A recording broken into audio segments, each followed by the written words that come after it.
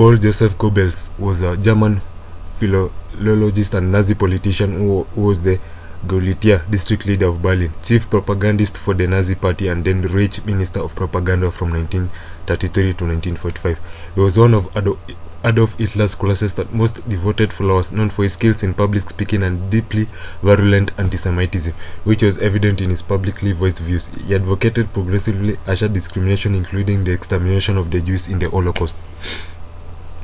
Goebbels, who aspired to be an author, obtained a doctorate in philology from the University of Heidelberg in 1921.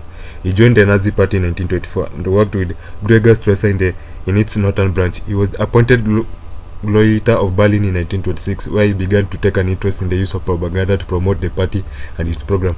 After the Nazis came to power in 1933, Goebbels' propaganda ministry quickly gained and exerted control over the news media, arts, and information in the Nazi Germany. He was particularly adept at using the relatively new media of radio and film to propaganda purposes. Topics for party propaganda included anti-Semitism, attacks on the Christian churches, and after the start of the Second World War, attempting to shape morale.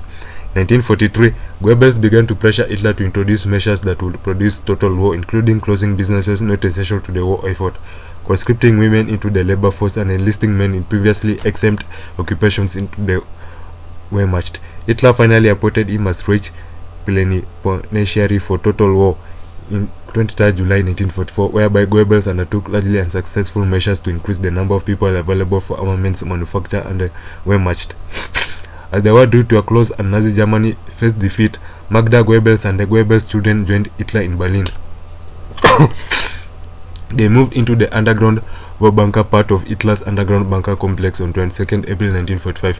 Hitler committed suicide on 30th April. In accordance with Hitler's will, Goebbels succeeded him as Chancellor of Germany. He served one day in this post.